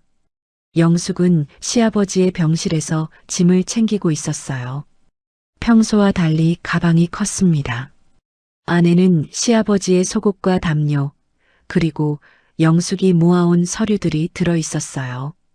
오늘 밤이었습니다. 영숙은 몇 주 전부터 준비해 온 날이었어요. 최 박사가 내일 아침 일찍 방문한다는 것을 간호사 일정표에서 확인했습니다. 그리고 상진이 오늘 저녁 지방 출장을 떠났어요. 점수는 친정 조카 결혼식에 내려갔습니다. 이 병원에서 시아버지를 아는 사람이 가장 적은 밤이었어요. 기회는 오늘 밤뿐이었습니다. 영숙은 침대 옆에 앉아 시아버지의 손을 잡았습니다. 아버님, 오늘 갑니다. 눈꺼풀이 천천히 한 번 떨렸어요. 무서우시죠? 2번. 무섭지 않다는 것이었습니다. 영숙은 피식 웃음이 났어요. 3년을 버텨온 분이었습니다. 무서울 리 없었어요. 영숙이 오히려 더 무서웠습니다. 손이 떨렸어요. 발이 차가워졌습니다. 그러나 이 밤을 놓치면 기회가 없었어요. 수경에게 연락을 해두었습니다. 수경의 남편이 작은 구급 차량을 운영하는 사람이었어요. 이유를 묻지 않고 도와주겠다고 했습니다. 병원 뒷문 쪽에 대기하고 있을 거였어요. 밤 11시였습니다. 영숙은 먼저 간호사실로 갔습니다. 야간 당직 간호사에게 말했어요. 오늘 저 좀 늦게까지 있을게요. 아버님 상태가 좀 안 좋아 보여서요. 간호사가 고개를 끄덕였습니다. 이 병원에서 영숙은 3년 객은 간병인이었어요. 누구도 이상하게 여기지 않았습니다. 영숙이 밤에 병실에 남아있는 것은 이 병원 사람들에게 이미 익숙한 풍경이었어요. 밤 10시가 됐습니다. 복도가 조용해졌어요. 야간 조명만 켜져 있었습니다. 간호사들이 간호사실에 모여 있는 시간이었어요. 영숙은 병실 문을 안에서 잠갔습니다. 그리고 시아버지의 링거줄부터 정리했어요. 몸에 연결된 선들을 하나씩 조심스럽게 제거했습니다. 기계들의 알람이 울리지 않도록 미리 설정을 바꿔두었어요. 일주일 전에 유튜브로 공부해서 방법을 알아두었습니다. 시아버지의 눈꺼풀이 미세하게 파르르 떨렸어요. 아버님, 지금 움직여도 괜찮아요. 제가 있어요. 눈꺼풀이 한 번. 영숙은 시아버지를 침대에서 일으켜 세우려 했어요. 3년을 누워있던 몸이었습니다. 근육이 많이 빠져 있었어요. 그러나 영숙이 매일 마사지를 해왔고 손발을 굽혔다 폈다 해왔습니다. 재활치료사들이 한 번도 하지 않은 그 작업을 영숙이 3년 동안 매일 해온 것이었어요. 천천히, 아주 천천히 몸을 일으켰습니다. 시아버지의 몸이 영숙의 어깨에 기댔어요. 가벼웠습니다. 3년 동안 줄어든 몸이었어요. 그러나 그 가벼움이 영숙의 가슴을 세게 눌렀습니다. 이분이 이렇게 작아질 때까지 영숙은 매일 이 손을 잡고 있었어요. 휠체어에 앉혔습니다. 담요를 덮었어요. 가방을 어깨에 걸었습니다. 그리고 병실 불을 껐어요. 어둠 속에서 잠시 문에 귀를 대고 복도 소리를 들었습니다. 발소리가 없었어요. 문을 열고 복도로 나왔습니다. 비상계단을 이용했어요. 엘리베이터를 쓰면 안 됐습니다. CCTV가 있었어요. 비상구 쪽은 야간에 감시 빈도가 낮다는 것을 3년 동안 이 병원을 다니면서 파악해 두었습니다. 영숙은 휠체어를 조심스럽게 밀면서 복도 끝 비상구를 향해 걸었어요. 삐걱이지 않도록 천천히, 발소리를 죽이며 6층에서 지하로 내려가는 길이었습니다. 비상구 계단은 휠체어가 다닐 수 없었어요. 영숙은 미리 생각해 두었습니다. 화물용 엘리베이터가 있었어요. 비상구와 가까운 쪽 복도 끝에 있었습니다. 야간엔 사용이 거의 없었어요. CCTV 각도도 달랐습니다. 화물 엘리베이터를 탔어요. 지하 1층으로 내려갔습니다. 지하에는 세탁실과 물품 창고가 있었어요. 뒷문이 거기서 이어졌습니다. 영숙은 창고 복도를 지나 뒷문을 밀었어요. 빗소리가 한꺼번에 쏟아졌습니다. 차가운 빗방울이 영숙의 얼굴로 쏟아져 들어왔어요. 눈을 찡그렸습니다. 시아버지에게 담요를 더 단단히 덮어줬어요. 그리고 뒷문 쪽 주차구역을 빠르게 눈으로 훑었습니다. 수경 남편의 차가 보였습니다. 헤드라이트를 끄고 있었어요. 어둠 속에 가려져 있었습니다. 영숙이 손을 흔들자 차가 조용히 움직이며 가까이 왔어요. 뒷문이 열리고 수경 남편이 내렸습니다. 두 사람이 말없이 빠르게 시아버지를 차 안으로 옮겼어요. 비가 쏟아지는 가운데였습니다. 영숙은 흠뻑 젖었지만 신경 쓸 겨를이 없었어요. 차 문을 닫으려는 순간이었습니다. 영숙 씨, 낮지만 날카로운 목소리가 빗소리를 뚫고 들렸어요. 영숙은 몸이 굳었습니다. 돌아봤어요. 상진이었습니다. 출장을 갔다고 했는데 상진이 거기 서 있었어요. 비를 맞으며 눈이 충혈되어 있었습니다. 손에는 우산도 없었어요. 얼마나 서 있었는지 옷이 흠뻑 젖어 있었습니다. 병원 주차장 어딘가에 차를 세워두고 기다리고 있었던 것이었어요. 눈치챘구나. 영숙은 직감했습니다. 최 박사가 약물 효과가 나타나지 않는 것을 이상하게 여겨 상진에게 알렸을 것이었어요. 그리고 상진이 오늘 밤 영숙의 행동을 감시하기 위해 출장을 취소하고 돌아온 것이었습니다. 뭐 하는 거야? 낮고 차가운 목소리였습니다. 영숙은 대답하지 않았어요. 차 문에 손을 얹은 채 상진을 바라봤습니다. 상진이 성큼 다가왔어요. 아버지 데리고 어딜 가려는 거야? 당장 내려. 안 됩니다. 영숙이 말했어요. 목소리가 떨리지 않았습니다. 스스로도 놀랐어요. 3년 동안 이 사람 앞에서 한 번도 제대로 맞서본 적이 없었는데 지금 이 빗속에서 이렇게 서 있었습니다. 뭐? 아버님, 제가 모실 거예요. 상진이 영숙의 팔을 잡으려 했습니다. 영숙이 한 발 물러서며 차 문을 잡았어요. 상진이 차 안을 들여다봤습니다. 시아버지의 얼굴이 보였어요. 담요 아래 작아진 몸이. 그 순간 상진의 표정이 굳었습니다. 아버지를 내려. 지금 당장. 싫어요. 너 지금 무슨 짓을 하는 건지 알아? 알아요. 영숙은 상진의 눈을 똑바로 봤습니다. 빗물이 두 사람의 얼굴 위로 흘러내렸어요. 상진의 눈이 흔들렸습니다. 영숙의 눈은 흔들리지 않았어요. 상진 씨, 무정자증 알고 계셨죠? 상진의 눈빛이 순간 굳었습니다. 그리고 아버님이 친부가 아닌 것도, 파양 신청하셨던 것도 알고 계셨죠? 입술이 굳은 채 상진은 아무 말도 하지 않았어요. 빗소리만 들렸습니다. 최 박사한테 부탁하신 것도 알고 있어요. 녹음도 있고 영상도 있어요. 그 말이 나오는 순간 상진의 얼굴에서 핏기가 가셨습니다. 빗속에서 그 창백함이 더욱 뚜렷하게 드러났어요. 바로 그때였습니다. 차 안에서 소리가 났어요. 낮고 쉰 목소리였습니다. 오래 쓰지 않아 굳어버린 성대에서 간신히 나오는 소리였어요. 그러나 분명했습니다. 빗소리를 뚫고 두 사람의 귀에 닿았어요. 상진아. 두 글자였습니다. 영숙도 상진도 굳어버렸어요. 차 안을 들여다봤습니다. 시아버지 한상필이 담요 위로 오른손을 들어 올리고 있었어요. 손이 미세하게 떨렸습니다. 그러나 들려 있었어요. 3년 만에 처음으로 공중에 올라온 손이었습니다. 그리고 눈이 가늘게 열려 있었어요. 3년 동안 감겨있던 그 눈이. 그만해라. 목소리가 다시 나왔습니다. 이번엔 조금 더 또렷했어요. 상진의 온몸에서 힘이 빠져나가는 것이 보였습니다. 다리가 흔들렸어요. 무릎이 꺾이려 했습니다. 빗속에서 상진은 입을 벌렸지만 아무 말도 나오지 않았어요.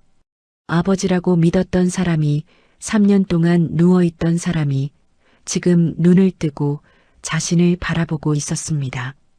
그 눈 안에 무엇이 담겨 있는지 상진은 알고 있었을 거예요. 영숙은 차 문을 닫았습니다. 그리고 조수석에 올라탔어요. 수경 남편에게 말했습니다. 출발해요. 차가 천천히 움직이기 시작했어요. 빗속으로. 백미러에 상진의 모습이 보였습니다. 그 자리에 서서 차가 멀어지는 것을 바라보고 있었어요. 빗속에서 혼자 아무 말도 없이.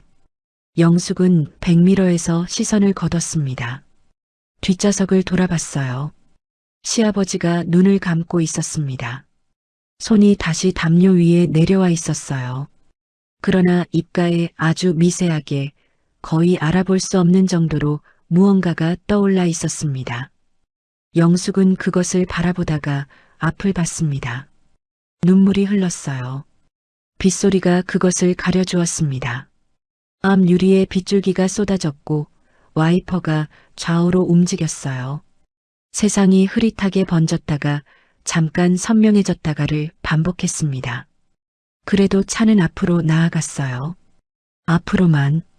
상진이 사망 신고를 낸 건 시아버지가 사라진 지 열흘 후였습니다. 처음 사흘은 영숙에게 연락을 했어요. 전화를 했고 문자를 보냈습니다. 영숙은 받지 않았어요. 나흘째 되던 날엔 경찰에 신고를 했습니다. 행방불명 신고였어요. 그러나 영숙이 시아버지를 데리고 나간 것은 불법이 아니었습니다. 법적으로 며느리는 보호자 자격이 있었고 다른 요양시설로 옮긴 것이었으니까요. 경찰도 더 이상 움직이지 않았어요. 그러자 상진은 방향을 바꿨습니다. 병원 측에 연락해 시아버지가 자연사했다는 쪽으로 정리하려 했어요. 최 박사가 협조하기로 되어 있었습니다. 시아버지를 영숙이 데려간 사실은 감추고 대신 병원 측 기록을 정리해서 이미 심정지가 와 있었던 것처럼 처리하는 것이었어요. 상진은 변호사를 선임했고 재산 상속 절차를 밟기 시작했습니다. 그러나 그때 영숙이 움직였어요.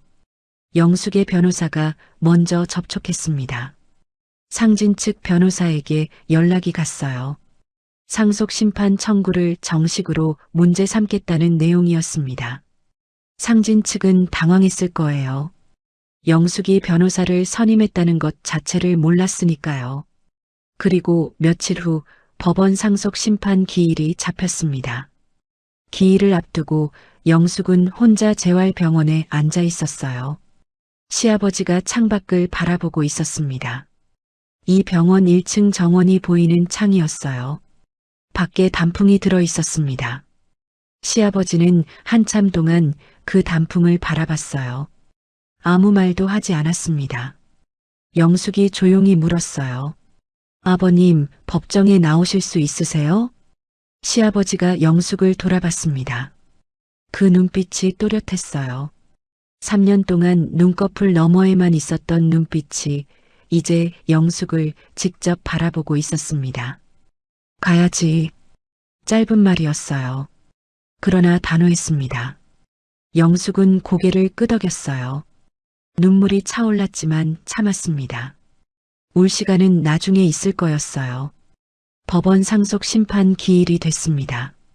상진의 변호사가 서류를 준비해 왔어요. 한상필의 사망과 상속인으로서 한상진의 자격을 증명하는 서류들이었습니다. 방청석은 비어 있었어요. 점순만 한쪽 구석에 앉아 있었습니다. 아들 옆에 앉아 있기는 했지만 서로 말이 없었어요. 상진은 정장을 입고 단정하게 앉아 있었습니다. 오늘을 위해 준비한 것처럼 보였어요. 넥타이를 단정하게 매고 있었습니다. 그러나 손이 테이블 위에서 살짝 떨리고 있었어요. 판사가 개정을 선언하려는 순간이었습니다. 법정 문이 열렸어요. 모든 사람의 시선이 그쪽으로 향했습니다. 문 앞에 휠체어가 들어오고 있었어요. 그 위에 앉은 사람은 마르고 작았지만 눈을 뜨고 있었습니다. 헬쑥한 얼굴이었어요. 그러나 눈빛은 또렷했습니다. 흔들리지 않았어요. 한상필이었습니다. 영숙이 뒤에서 휠체어를 밀고 있었어요. 그 옆에 변호사가 함께 걸어 들어왔습니다. 점순의 얼굴이 하얗게 질렸어요. 의자 손잡이를 두 손으로 꽉 쥐었습니다. 입술이 달싹였지만 소리가 나오지 않았어요. 상진은 자리에서 일어섰습니다. 다리에 힘이 풀리는 것 같았어요. 책상 모서리를 잡았습니다. 표정이 없었어요. 아니, 너무 많은 것이 한꺼번에 무너지고 있어서 표정을 만들 수 없었던 것이었습니다. 아버지, 목소리가 갈라졌어요. 한상필이 아들을 바라봤습니다. 오랫동안 그 눈빛 안에 3년의 세월이 담겨 있었어요. 3년 동안 모든 것을 보고 듣고 참아온 시간이, 상진이 나눈 통화 내용들이, 최 박사와의 대화가, 그 눈빛 앞에서 상진은 그대로 굳어버렸습니다. 영숙의 변호사가 먼저 서류를 제출했습니다. 판사가 검토하는 동안 법정 안은 고요했어요. 상진의 변호사가 뭔가를 서류에 적었습니다. 영숙은 휠체어 뒤에 서서 시아버지의 어깨 옆에 손을 얹고 있었어요. 변호사가 하나씩 읽어 내려갔습니다. 첫 번째, 한상진의 무정자증 진단서.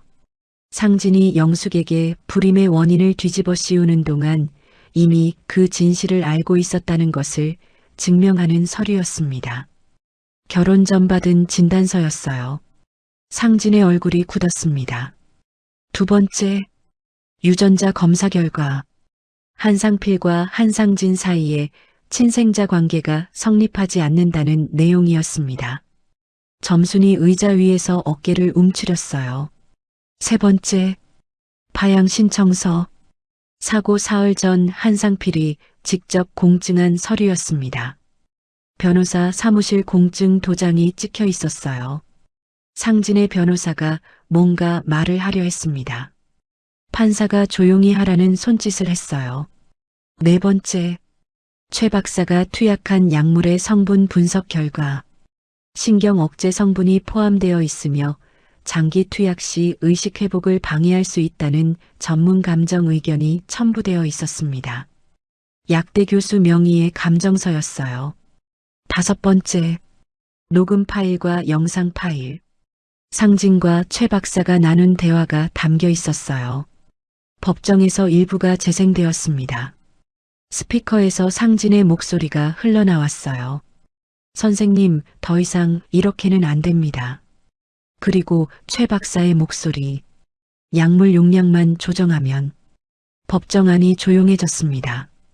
판사가 안경 너머로 상진을 내려다봤어요. 상진의 변호사가 고개를 숙였습니다. 방청석에서 점순이 낮게 신음하는 소리가 들렸어요. 한상필이 처음으로 말을 했습니다. 아직 목소리가 완전히 돌아오지 않았어요. 낮고 쉬었습니다. 그러나 또렷했어요. 법정 안에 있는 모든 사람이 들을 수 있었습니다. 나는 살아 있습니다. 짧은 말이었어요. 그러나 그 한마디가 법정 안을 완전히 바꿔놓았습니다. 판사가 펜을 내려놓았어요. 속기사가 받아 적었습니다. 한마디 한마디가 힘겹게 나왔어요. 그러나 멈추지 않았습니다. 나는 3년 동안 그 병실에서 모든 것을 듣고 있었습니다. 아들이 나를 죽이려 했다는 것도, 그 의사가 협조했다는 것도, 그리고 며느리 강영숙이 나를 살려냈다는 것도. 상진이 자리에서 일어서며 말했어요. 아버지, 그건 오해예요. 저는 조용히 해라. 한상필의 목소리가 낮게 울렸습니다. 법정 안이 다시 고요해졌어요. 상진이 굳었습니다. 파양 서류는 내가 직접 준비한 것입니다. 신탁 계약서도 마찬가지예요. 강영숙에게 모든 것을 맡깁니다. 아버지, 제발. 너는 내 아들이 아니었어. 처음부터 점순이 나를 속여 데려온 아이였지. 20년을 침묵한 것은 내 잘못이었어. 그 말이 법정 안에 떨어지는 순간 점순이 의자에서 무너지듯 앉아 얼굴을 두 손으로 가렸습니다. 어깨가 흔들렸어요. 한상필은 점순을 보지 않았습니다. 영숙을 봤어요. 영숙은 휠체어 뒤에 서서 두 손으로 손잡이를 꽉 쥐고 있었습니다. 눈물이 흘렀어요. 멈추려 했지만 멈춰지지 않았습니다. 3년 동안 꾹꾹 눌러 담아 꽁꽁 묶어두었던 감정의 매듭이 이 한순간에 한꺼번에 풀려버리는 것 같았어요. 이를 악물어도 소용이 없었습니다. 눈물이 계속 흘렀어요. 한상필이 말했습니다. 영숙아. 영숙이 고개를 들었어요. 고맙다. 두 글자였어요. 그 두 글자에 3년이 담겨 있었습니다. 대소변을 받아내던 날들이, 욕창을 닦아내던 새벽들이, 차가운 타일 바닥에 무릎 꿇고 주사를 찌르던 시간들이, 그 모든 것이 단 두 글자 안에 들어 있었어요. 영숙은 더 이상 참지 않았습니다. 법정이었지만 상관없었어요. 소리를 내어 울었습니다. 어깨를 들썩이며. 오래 참아온 사람만이 낼 수 있는 울음이었어요. 재판은 길지 않았습니다. 증거는 명확했어요. 상진의 주장은 설 자리가 없었습니다. 파양이 법적으로 확정되었어요. 상속권이 상진에게 없다는 것이 인정되었습니다. 신탁 계약서에 따라 한상필의 재산 관리 및 처분 권한은 강영숙에게 귀속되었어요. 최 박사는 법정을 나오면서 경찰에 연행되었습니다. 상진은 법정 밖에서 점순과 마주쳤어요. 두 사람은 서로를 바라보다가 각자 다른 방향으로 걸었습니다. 한마디도 없었어요. 20년 넘게 이어온 가족이라는 이름이 그렇게 끊겼습니다. 영숙은 한상필의 휠체어 옆에서 걸었습니다. 법원 건물 밖으로 나왔어요. 가을 햇살이 쏟아졌습니다. 오랜만에 보는 밝은 햇살이었어요. 한상필이 눈을 가늘게 떴습니다. 3년 만에 바깥 햇살을 받는 것이었어요. 눈이 부신 것처럼 잠시 고개를 기울였다가 천천히 하늘을 올려다봤습니다. 영숙도 함께 하늘을 봤어요. 말이 없었습니다. 그래도 괜찮았어요. 오래 참아온 두 사람에게 이 침묵은 결코 공허한 것이 아니었습니다.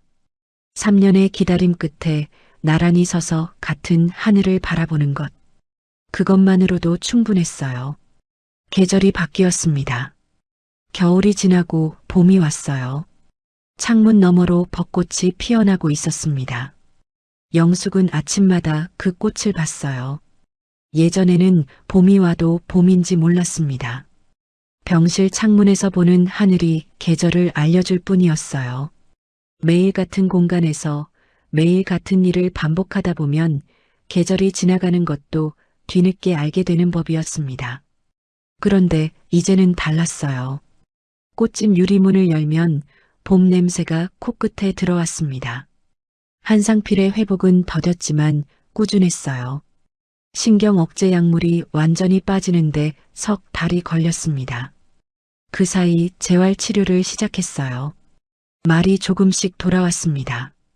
처음엔 2글자, 3글자, 그러다 짧은 문장. 다리에 감각이 돌아오는 데는 더 오래 걸렸어요. 재활치료사가 매일 왔고 영숙도 틈틈이 손발을 주물렀습니다. 3년 동안 해온 일이었으니 이제 몸이 저절로 기억했어요. 그리고 왼쪽 손은 제법 쓸 수 있게 됐습니다. 영숙의 손을 쥘 수 있을 만큼은요. 영숙은 이제 재활 전문 병원에 이틀에 한 번 다녔습니다. 매일은 아니었어요. 그 사이에 영숙은 자신의 시간을 갖기 시작했습니다. 처음엔 그 시간이 어색했어요. 3년 동안 하루도 빠짐없이 병실을 채워온 사람이 갑자기 빈 오후를 맞이하자 발이 어디로 가야 할지 몰랐습니다. 슈퍼마켓에 갔다가 아무것도 사지 않고 돌아온 적이 있었어요. 공원 벤치에 앉아 1시간을 그냥 있다가 일어난 적도 있었습니다. 하루는 버스를 탔어요. 어디를 가겠다는 목적지 없이 그냥 버스에 올라타서 창밖을 봤습니다. 서울거리가 창문 너머로 흘러갔어요. 봄볕이 내리쬐는 거리에 사람들이 가득했습니다. 웃으며 걷는 사람들, 커피를 들고 이야기하는 사람들, 유모차를 밀며 산책하는 사람들. 세상은 영숙이 병실에 있는 동안도 이렇게 흘러가고 있었어요. 아무것도 달라지지 않은 채로. 영숙은 그 풍경을 보면서 처음으로 생각했습니다. 나도 저 속에 있을 수 있구나. 그 생각이 참 낯설었어요. 그러나 낯선 만큼 따뜻했습니다. 상진은 형사 입건이 되었습니다. 최 박사와 공모해 환자에게 의도적으로 회복을 방해하는 약물을 투약하게 한 혐의였어요. 재판은 길어질 것이었습니다. 빚도 드러났어요. 사채까지 끌어쓴 것이 밝혀졌습니다. 그 빚을 갚기 위해 아버지의 죽음을 서둘렀던 것이었어요. 최 박사는 상진에게 약점을 잡혀 있었습니다. 그 내용도 수사 과정에서 드러났어요. 영숙은 그 재판에 매달리지 않았어요. 증거는 충분히 넘겼습니다. 나머지는 법이 할 일이었어요. 영숙이 거기에 에너지를 쏟기에 납해해야 할 일이 더 많았습니다. 아버님의 재활을 챙겨야 했고 꽃집을 열어야 했어요. 점수는 상진의 집에서 나왔습니다. 친척 집을 전전한다는 소식이 들렸어요. 영숙은 그 소식을 들었을 때 가슴에서 아무것도 느껴지지 않았습니다. 분하지도 시원하지도 않았어요. 3년 동안 씨 없는 수박이라고 불렸던 말이 귓가에 스쳤어요. 그러나 이제 그 말이 아무 힘을 갖지 못했습니다. 사람이 긴 시간을 버티고 나면 그 상처의 이름을 기억해도 통증은 사라지는 것이었어요. 낡은 종이처럼 바스러지는 것 같았습니다.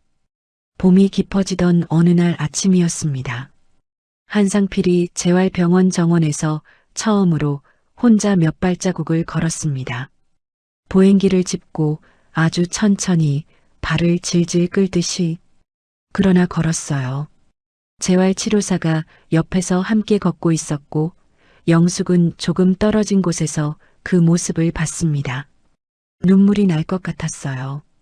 그러나 참았습니다. 대신 입술을 꼭 다물고 그 모습을 지켜봤어요. 3년 동안 굳어갔던 다리가 매일 영숙이 굽혔다 폈다 해온 그 다리가 이제 앞으로 나아가고 있었습니다. 한상필이 벤치에 앉았어요. 숨을 고르면서 하늘을 올려다봤습니다. 영숙이 옆에 앉았어요. 하늘이 파랗네. 한상필이 먼저 말했습니다. 영숙도 하늘을 봤어요. 네, 아버님. 3년 만이야. 짧은 말이었습니다. 그러나 그 안에 3년이 담겨 있었어요.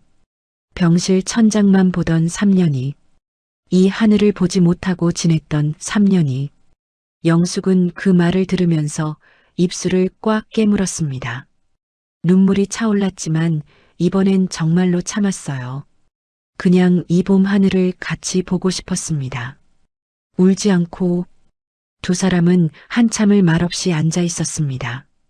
정원에 꽃들이 피어 있었어요. 바람이 불어왔습니다.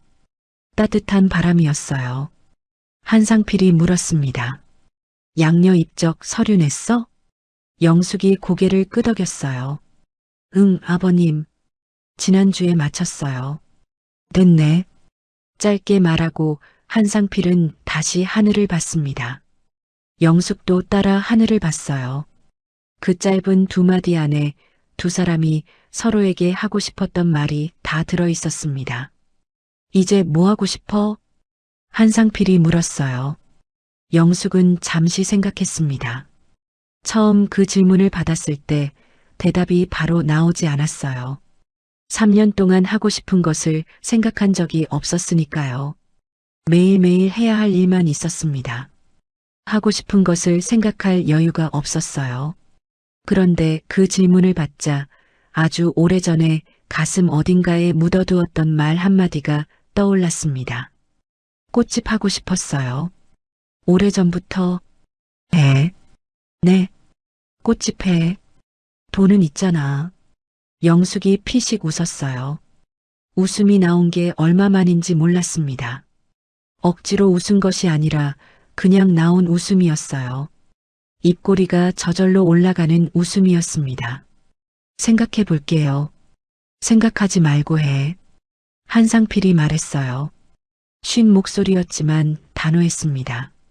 그리고 그 목소리 안에 뭔가 오래 하고 싶었던 말이 담겨 있었어요.